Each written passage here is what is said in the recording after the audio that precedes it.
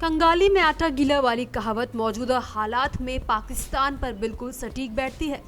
पाकिस्तान भारत के खिलाफ कदम उठाने में कभी पीछे नहीं रहता, भले इस बार खुद भारी नुकसान क्यों न झेलना पड़े।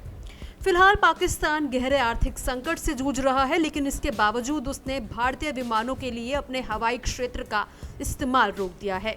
ताज़ा मामला 24 अप्रैल से 30 जून के बीच का है, जब पाकिस्तान ने इंडियन एयरलाइंस को भारत में रजिस्टर्ड विमानों के लिए अपने हवाई मार्ग को बंद रखा।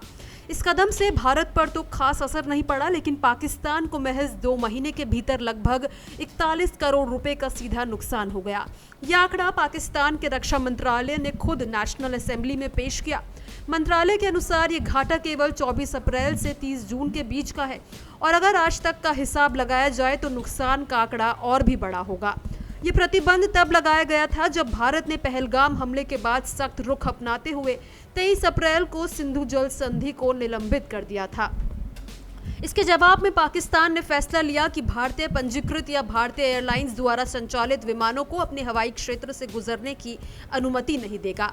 इस फैसले से रोजाना भारत की 100 से 150 उड़ानें प्रभावित हुई और पाकिस्तान के हवाई यातायात में करीब 20% की गिरावट आई। पाकिस्तान के रक्षा मंत्री ख्वाजा आसिफ ने संसद में कहा कि ये कदम राष्ट्रीय सुरक्षा और संप्रभुता को प्राथमिकता देने के लिए उठाया गया है। उनके अनुसार जब बात राष्ट्र की सुरक्षा की हो तो किसी भी कीमत को बड़ा नहीं माना जा सकता।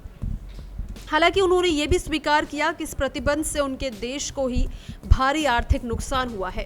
ये पहला मौका नहीं है जब पाकिस्तान ने ऐसा कदम उठाया हो। साल 2019 में भी उसने भारतीय विमानों पर हवाई मार्ग प्रतिबंध लगाया था, तब उसे करीब 7.6 अरब रुपए का घाटा हुआ था। चलिए आपको बताते हैं कि पाकिस्तान भारतीय विमानों से कैसे कमाता आया है। तो पाकिस्तानी एयरपोर्ट्स अथॉरिटी की कमाई का एक बड़ा जरिया है ओवरफ्लाइंग चार्ज या नेविगेशन फीस लेना। जब कोई विदेशी विमान पाकिस्तान के हवाई क्षेत्र से गुजरता है तो उसे इसके लिए तय शुल्क देना होता है। ये शुल्क विमान के प्रकार, उसकी यात्रा दूरी और पाकिस्तान के हवाई क्षेत्र में बिताए गए समय पर निर्भर करता है। भारतीय विमानों के मामलों में भी यही व्यवस्था थी।